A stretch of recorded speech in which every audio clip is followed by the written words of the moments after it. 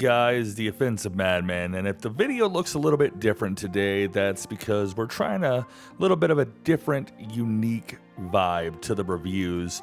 And with that, I'd also like to introduce you to the technical season finale of the HellBlade Senua Sacrifice, where we're going to go ahead, sit down, and kind of break this game apart. The review that we're doing today is going to be a little different from normal ones because I'm trying to structure it a little different, but it's still going to touch all the bases. We're going to break down a list of pros, cons, and then go ahead and give scores of the game. It's going to probably be a relatively short review just because of the way that I'm structuring it, but that is by design. First off, let me go ahead and say that this review was one of the hardest ones to do because I actually thought in the beginning, when I finally realized what the game was, I was going to hate it. And I didn't. So I had to sit down and really figure out what I liked, what I didn't like, and where kind of my brain fell in the area of scoring this game on the typical criteria of which we use, which is story, graphics, and gameplay. So we're going to go ahead and start with the worst of the worst, which is the list of cons that I came up with. And some people may disagree with this list, and I can respect that. And I'd really hope that if you do disagree, that you go ahead and you mention that in the comments section, because I'd like to see other people's point of view on the game. So for the list of cons, we're going to start at the very top, and the puzzles of which this game has really become known. It's a good system. I like it. But the puzzles are really, really repetitive. A lot of them are essentially the exact same all the way down. And while it does lend itself to this style of game, I had an issue with having to do essentially the same puzzle where you had to find relics and all that stuff, just one right after the other, right after the other. And that just kind of got a little repetitive the further into the game we went. The game is shorter, I should say, not short.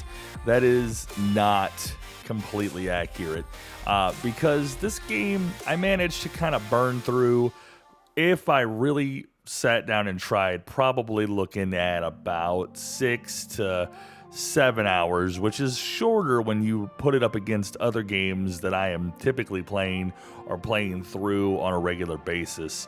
So that being a shorter game, while a good single player experience, definitely really kind of, I won't say hampered the game, but it did sort of feel abrupt when you finally hit that end point, at least to me.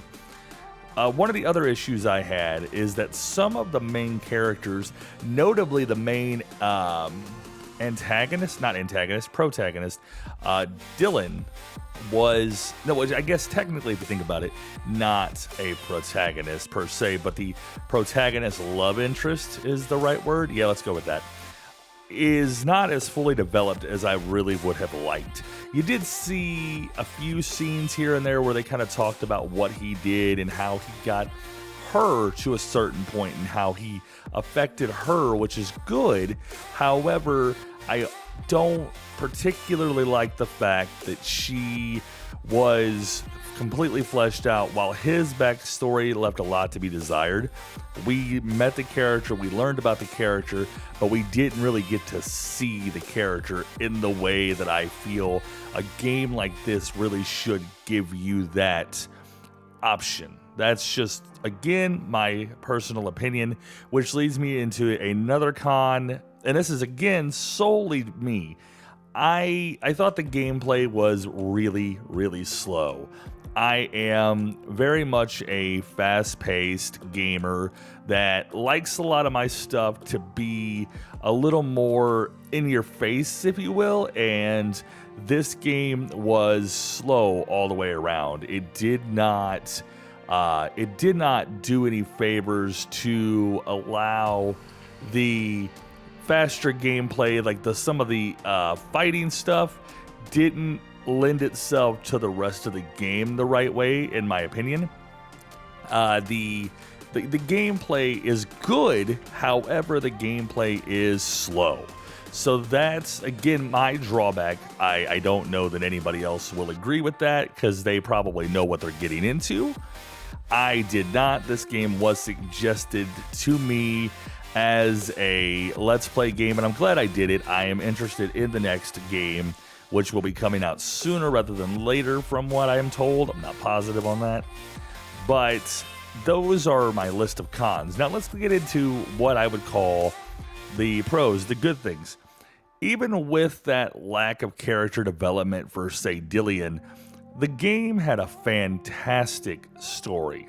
The game had a great story from start to finish, kept you involved, and made you really kind of look at it from a lens that most people wouldn't look at things through.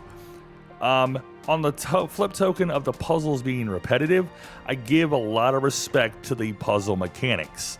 The puzzle mechanics are very, very well done, very well thought out, and they add a lot to this style of game, which is where I thought that it shined. The puzzles, while repetitive, were really, really good for what they were. At the mechanics side of that, we also have fighting.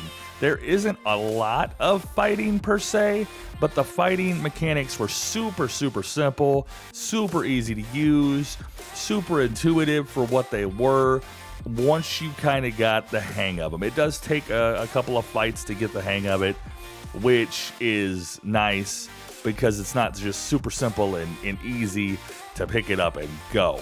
The last positive that I'm going to give the game is that it keeps you on the edge of your seat. The story, the way that it's played, with the roguelike element of potentially dying and losing all of your progress, which was always in the back of my mind as I played through this. I really, really thought that this game was very well structured, very, very well developed, and very easy to pick up, play, kind of follow, understand, and enjoy.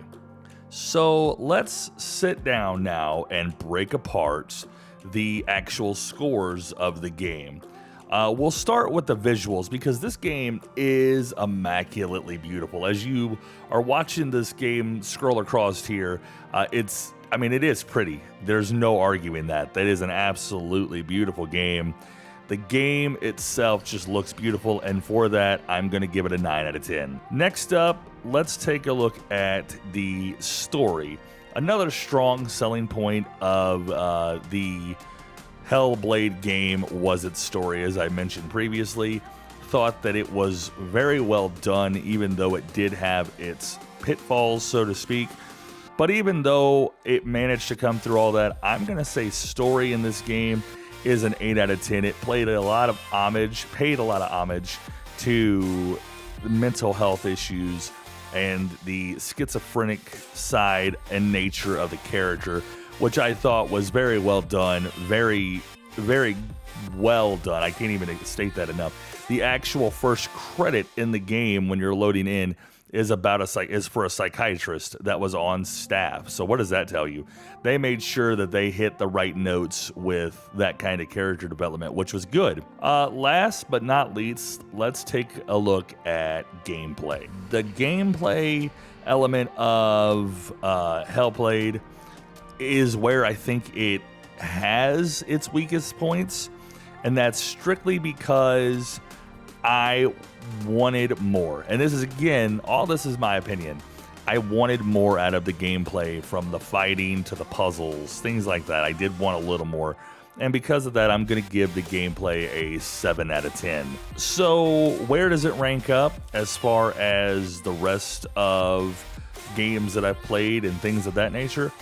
That, I would say, probably an 8.5 out of 10 is where I would give a final score for HellBlade. I picked this game up on Game Pass, which meant that I didn't have to pay anything extra for it. However, if you do go out of your way to pick this game up, and I'm not saying you shouldn't, because I definitely think that the game lends itself to the right audience. And if this game looks like something that would be up your alley, then by all means go pick it up. I would say the game's probably worth at least 20 bucks. It is a shorter game, but if you're a trophy hunter or an achievement whore, whatever you want to call yourself, you definitely can go through and find various elements to this game and enjoy it. I definitely think that if you can find it on sale, this is definitely the one to pick up and play, as long as you're not spending a boatload of money on it. That pretty much sums up HellBlade: Senua's Sacrifice in a nutshell. I am glad that I made it through the game. I'm glad that I enjoyed the game. I had a lot of fun with the game, and I look forward to part 2, whatever the title of that is, whenever it drops in the future on Game Pass. With all that, that's going to wrap this review for today. I want to say thank you guys for watching. If you guys have any thoughts or suggestions of your own for this review, or even games you'd like to see me review / do a let's play of, drop those in the comments section wherever you find this video. If you haven't done so already, please consider giving a subscribe on YouTube and ringing the notification bell so that you can see when all the videos go live. If you have us on Facebook, give us a follow and make sure your notifications are turned on for the same reason. I stream every Saturday, Sunday, Wednesday, and Friday. The streaming schedule is located both on Twitter and Facebook, and in the description of this video as well. So with all that, please, oh, I missed one. PG-13. No, I'm kidding.